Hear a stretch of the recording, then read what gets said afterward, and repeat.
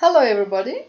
Today's topic is promotion, which is one of the marketing mix elements.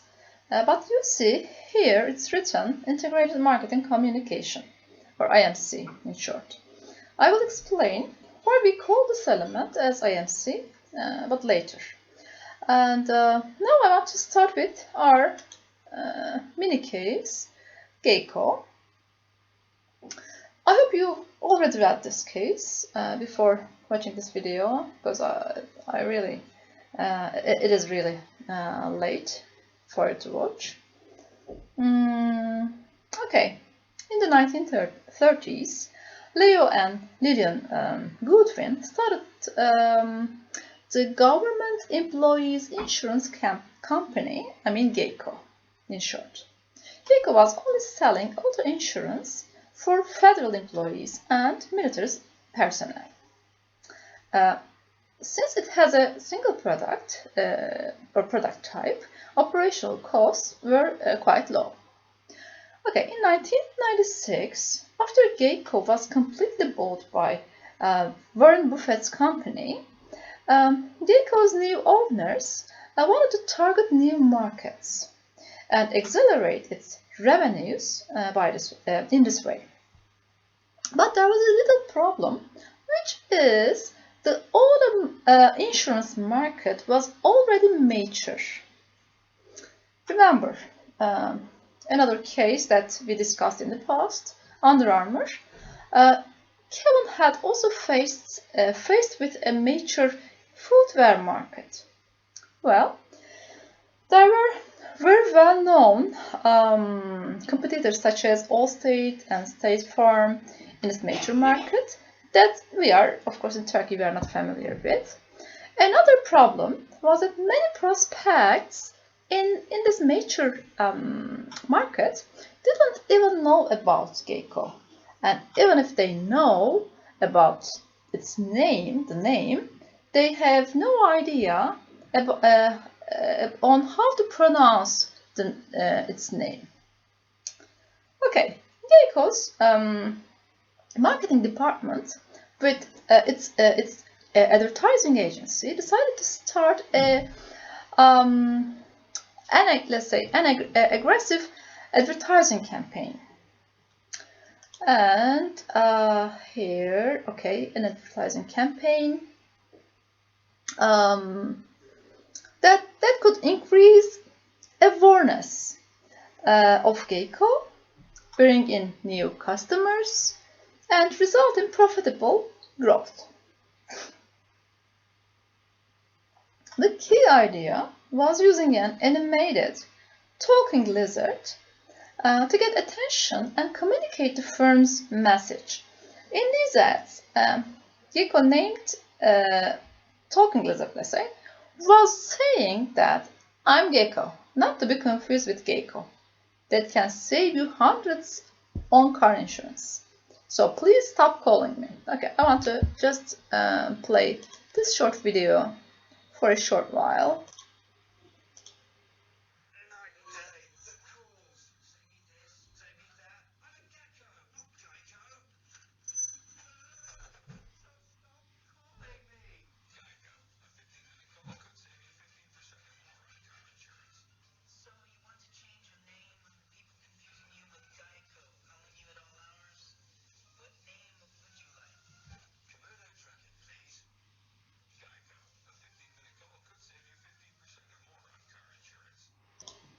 Okay, apparently I was mispronouncing its name as well.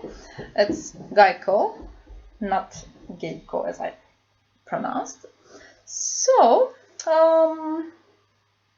people love this Geico character. Sorry for that. Okay, people love this Geico character, and thanks to Geico's awareness quickly increased. Geico ads were started to last for a short time, but due to its enormous success, it became the face of the company and also an integral part of the brand image. The company not only aimed at awareness, which was the first step, but also to show its good value offerings at at low prices. But customers had to get a price quote from Geico's website. Therefore, another ad campaign, okay, wait a minute, ad campaign was started to give this message. Okay, 15 minutes could save you 15% or more on your car insurance. Okay, of course, many people learned to use the company's website to get lower prices, but for those who were still hesitating and finding online quote difficult, Geico created caveman ads, and which was, giving this message: so easy, a caveman can do it. Okay, let's see for a short time.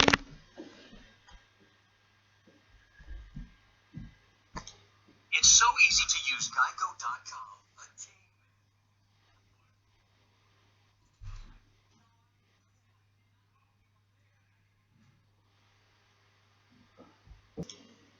Okay, after this funny, wait a minute, funny ad series, 93% of its consumers recognized Geico, which was ahead of the next well-known brand or rival with 82%. Geico also reached its customers via online, other media, let's say, such as social media. The company had its own Facebook page, and as well, the truth is, Geico received more likes than the original page. You can check another time if you want. Okay, Geico used web ads to be seen at the top of the page when people typed car insurance into Google or Yahoo. The company also used big data to analyze web behavior, placed banners, and supply better offerings. Well, Geico did a very good job with its online or direct distribution and came a long way by encouraging and educating commercials. However, there were still many insurance buyers still, where is it? Where did I put it? Okay. Still want to talk to a real person before deciding what to do. So Geico used its sales force at any of its local offices, and also as an alternative with a toll-free number. Well, yes, with a toll-free number. So actually, for some customers, salespeople or sales force or personal selling, let's say, is the best way to satisfy their needs and their concerns. Among insurance companies, Geico spends the most on advertising. With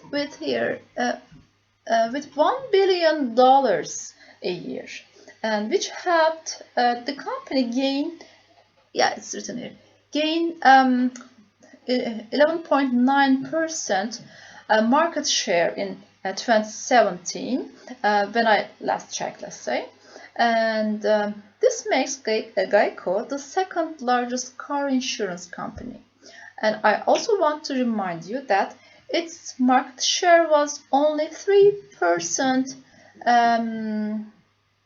20 years ago. So in 20 years, Geico reached an enormous success by its integrated marketing and communication activities. Okay, so far I've told you Geico's success story, but it's just an example. There are plenty of companies achieving their goals through promotional activities. Besides, many others that cannot reach these goals accordingly may leave the market. What is the inference from this story? If you use promotional tools effectively And if you can integrate your efforts successively, give the same consistent message, clear message, and if no extraordinary surprises happen, such as corona, then nothing prevents you to reach your targets successfully. So let's talk about more on these tools. Wait a minute. Promotion is communicating with the target customers about the offering and persuading them. Or, according to another definition, it is communicating information between the seller and potential buyer and or others in the channel to influence attitudes and behavior. There are key points in these definitions. We can understand that promotion is about communicating. Okay, you can see here. It's about communicating with our target market. So, it's communicating with our target market, buyers, prospects, etc. Whoever we want to communicate with, I mean, as target customers. And also convincing. It's about, persuading, convincing, influencing them about our offerings by giving proper information, education, excitement, and so on. By doing this, the promotion gives encouraging information to the customers that the right product is available at the right place and at the right time, and of course at the right price. As you can see in this case, there isn't only one way to promote a company's products or services. Rather, there are some different tools that the firm can benefit from. We call them as promotion mix or marketing communication mix elements. This mix consists of advertising, sales promotion, personal selling, public relations, and direct marketing. Well, we can define these major promotion tools as follows. Let's start with advertising. Okay, it's any paid form of non-personal presentation and promotion of ideas, goods, or services by an identified sponsor. Here are 3 elements embedded in this definition.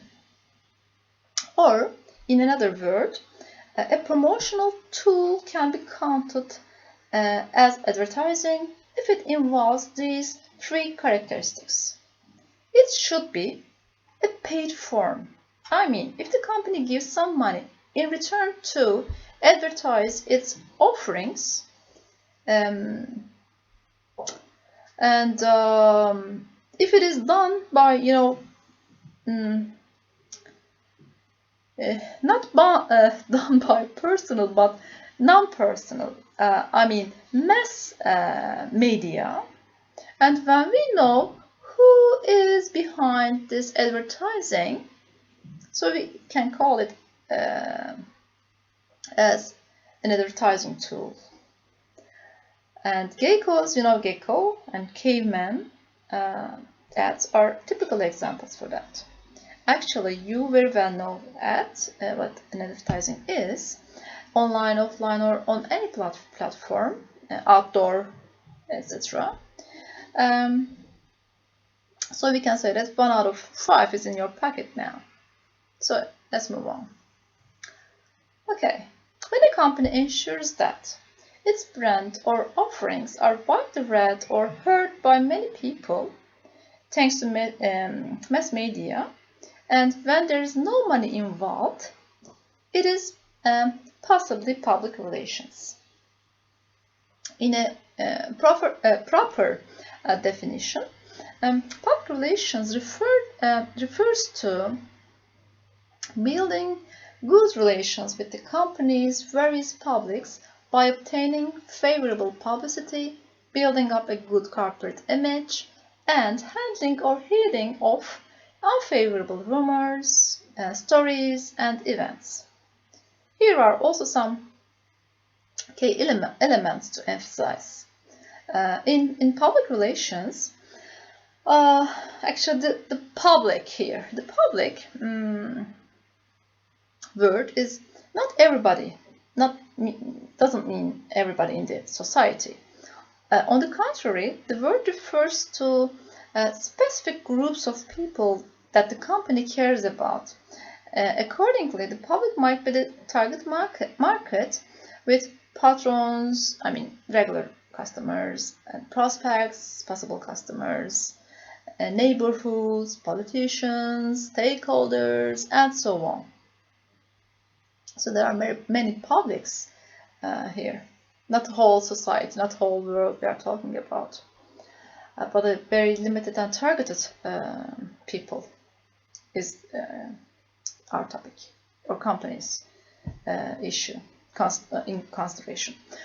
Well, another related thing with PR is that it can be done for both to create or maintain a favorable image of the company. And while doing that, they have to, the company has to cope with unfavorable outcomes or news or etc. happenings, events, whatever. Personal selling means personal presentation by the firm's sales force for the purpose of making sales and building customer relationship. You can easily understand from this definition that this is a personal way of promoting a product. Yeah. And a waiter, when he or she is talking about talking about or advice, suggesting, suggesting chef's special, or a shop assistant helping you to choose something you would like, etc. All these people do personal selling. They are, personal sellers or sales force, etc. And remember, Geico also still has a sales force, which is a group of people that serving customers in person by giving information, suggestion, advice, making sales agreements, delivering products sometimes, and also dealing with their questions, problems, arguments, etc. In fact, this is the most expensive but effective way, especially for B2B, business to business markets. You know what business to business means, but when a company sells to another company, we use this term. So, why do you think it is the most expensive way? Truth is that advertising is the most expensive tool, but since it is done through mass media, the costs per person are not that much. When we count millions, thousands of people, it's a fair maybe price. Well, sorry about I had to stop the video. I was saying that advertising, because it's done by through mass media, its costs per person is are quite low, not that much. On the contrary, as personal selling is done done personally, the cost per person become much more than ads. And it's also a valuable way to convince people, and mostly for business to business markets. Let me tell you a story about a salesman, by the way, about personal selling. It's a really good insight. It gives a good insight for us about how valuable a promotional tool that personal selling is. Well, that salesman, he was an insurance seller until he got retired.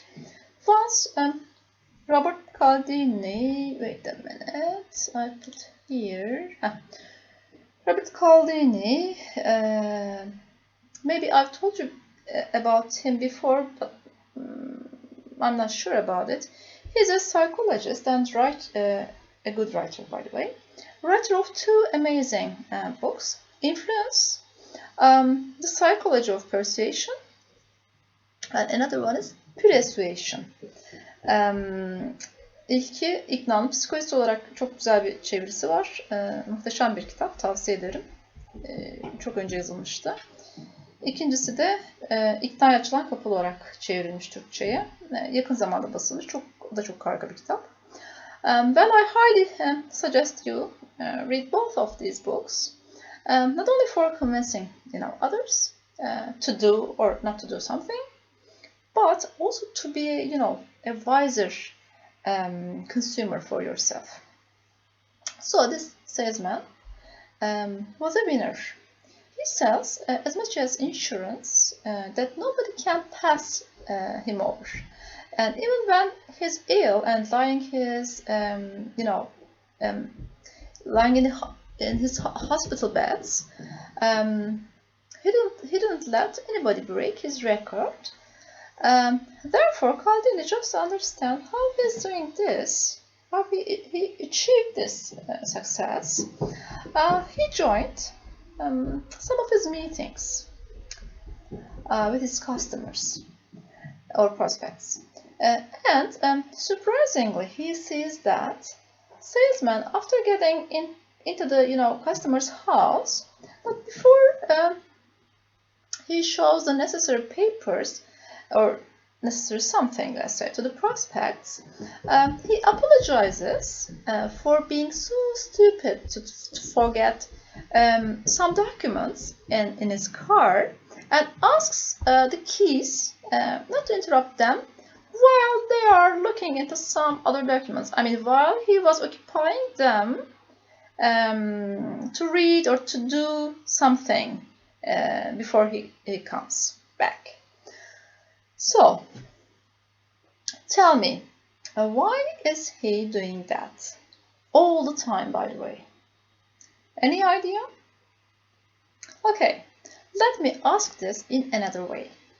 To whom do you give your keys? Home keys, car keys, whatever.